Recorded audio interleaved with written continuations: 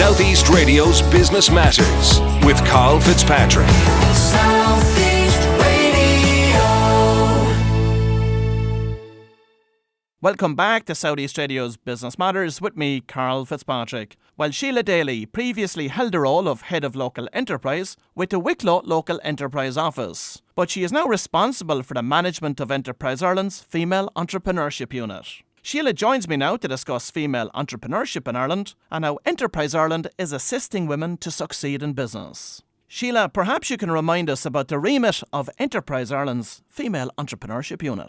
Good morning, Karl, and thank you very much for the opportunity. Well, back in 2012, I suppose, was really when the Female Entrepreneurship Unit was set up, and it was set up within the High Potential Startup division of Enterprise Ireland, specifically because it was recognised that there was a very low proportion of the high potential startups, which are those startups supported by Enterprise Ireland, which are startups likely to grow to over €1 million turnover and 10 employees exporting within 3 years. And it was recognised that, there was a big challenge there in terms of the number of female founders. So the unit was set up to look at what were the reasons behind that. Research was undertaken into what were the key challenges in terms of getting female high potential startups, and steps were taken then to introduce a specific focus on encouraging females. And in fact, the result of those measures has been extremely positive, and that back in 2012 when it was started, we were looking at about 7% of HBSU founders were actually female, and that has trebled now in 2018 to 21%. So just by putting that focus on and taking specific steps, it has had a very positive impact. And what were the findings of the research that was carried out? And then what measures did Enterprise Ireland take to encourage more female founders? Yeah, and I suppose it's an opportunity to say that my role now at this point is to actually look at developing a new strategy for female entrepreneurship for Enterprise Ireland. And the research we've undertaken to date, we're in the throes of developing the strategy at the moment. Both desk research and consultation indicate that some of the issues that were there are still there, and I suppose there are reasons for that. But those issues would include women lacking the confidence to take certain, high levels of risk, and lacking the confidence even to go ahead and set up the business in the first place. And there are lots of reasons behind why that is, some of which is connected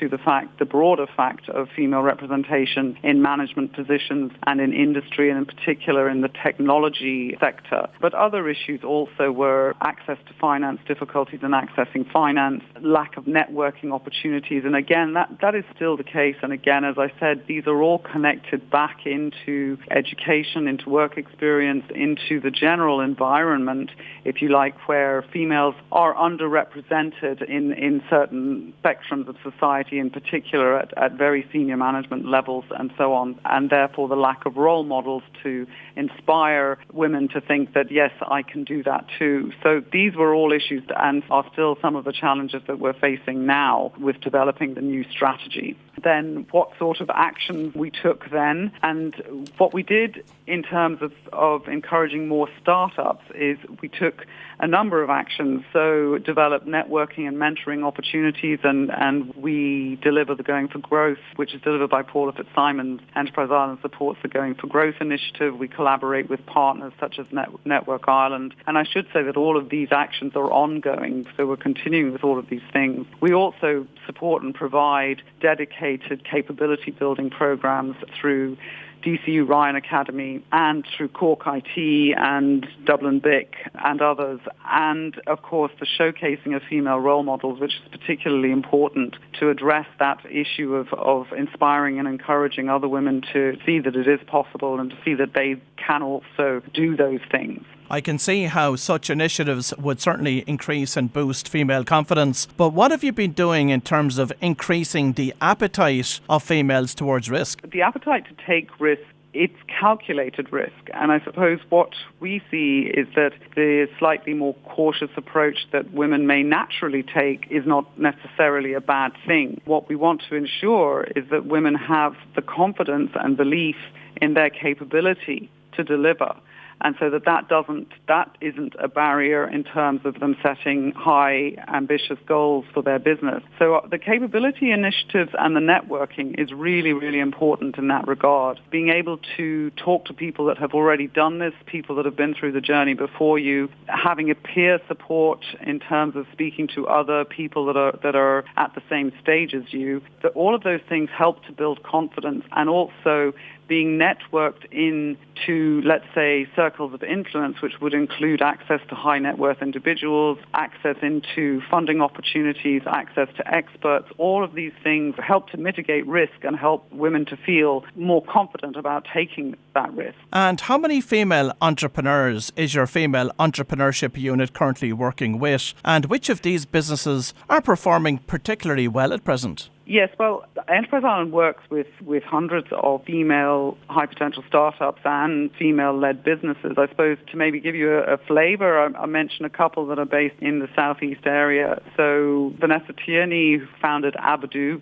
which is based in Wexford. That's a really good example of a female-founded high-potential startup, which is essentially it's a technology company. Another great example of an established company but led by a woman is Anne Smith, who's the chief executive of Drover Foods. It's very interesting what Anne has done with this company in terms of really transforming what a traditional food company in order to make it competitive on international markets. Another person that I should mention as well, because again, I think a fantastic example is Louise Grubb. And Louise is based in Waterford, and she is a serial entrepreneur. She's actually just set up her third business, which is called Trivium Bet. She previously started and established two very successful businesses in Waterford before that, NutriScience, which was a veterinary nutraceutical business, and Q1 Scientific. So she's taken her knowledge of human pharmaceuticals, technology, and veterinary science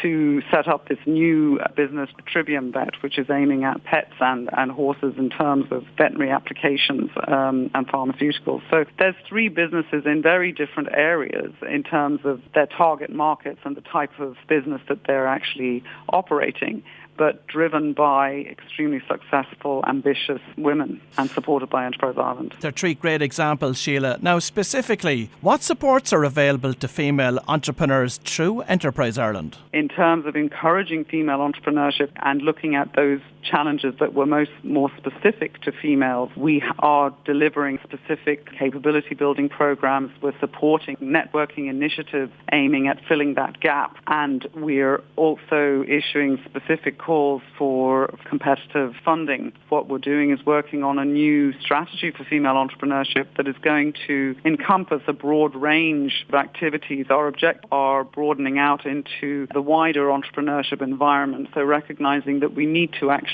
take action at the pipeline stage, increasing the number of women, inspiring and encouraging women to consider entrepreneurship, and then assisting women to actually start businesses, as well as then also assisting women to scale those businesses. So our new strategy is going to have an even broader range of actions. And of course, this week marks International Women's Day 2019. But in your opinion, why is it important to celebrate women in business on this particular day? I mean, look, International Women's Day is fantastic, and I think it is really important to celebrate women in business because, yes, we are seeing fantastic changes in our society here in Ireland, but there is still, as I mentioned earlier, significant underrepresentation of women. And in business, that has real economic implications. So, there's very strong evidence from research, worldwide research, that greater representation by women at senior and management level and on boards and in founding teams has significant impacts on both on performance, on profitability, and on return on investment.